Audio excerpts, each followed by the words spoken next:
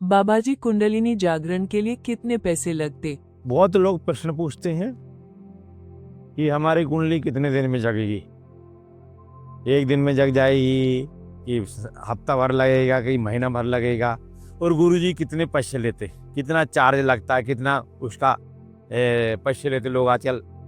कोई 10,000 ले रहा है, कोई 25,000 ले रहा है, कोई 50,000, कोई लाखों रुपया भी लुटा के लोग हमारे पास आते।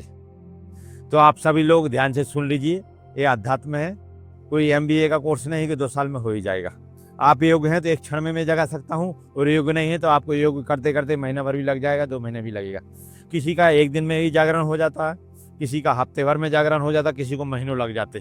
ठीक है, हाँ, जहाँ तक बात है, अगर आपको अंदर से इतनी इच्छा है कि हमारी कुंडली जागरण हो जाए तो अभी नवरात्रि में आइए, अभी नवरात्रि शिविर है, नवरात्रि में शिवरात्रि में आइए, 9 दिन कम से कम आप रहिए आश्रम में, तो लगभग 100% आपकी कुंडली जागृत हो ही जाएगी।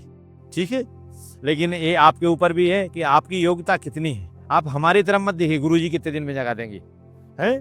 तो गुरुजी आजकल जैसे स्कूलों में आप जाते हैं एडमिशन लेने, तो छोटे बच्चों का भी इंटरव्यू लेते, माता पिता का भी इंटरव्यू लेते हैं। तो ऐसे अध्यात्म तो और सूक्ष्म विषय है, तो उसके लिए भी हमको ये देखना पड़ेगा कि आपकी योग्यता कितनी है। आप में बिल्कुल योग्यता नहीं तो गुरुजी क्या करेंगे? तो आप में भी कुछ योग्यता होना चाहिए। भगवान का नाम जप करिए, ध्यान करिए, प्राणायाम करिए, सेवा सुमरन करिए। अगर आपके पास कुछ देने का है तो दान पुण्य भी करिए, इससे भी कलयुग, दानम केवल कलयुग, इससे भी हमारी मानसिक शुद्धि होती है। तो आप अपनी योग्यता बढ़ाइए, बाकी हमारे ऊपर छोड़ दीजिए। ठीक है, अगर आपके पास योग्यता नहीं है तो फिर समय लेके आइए, है?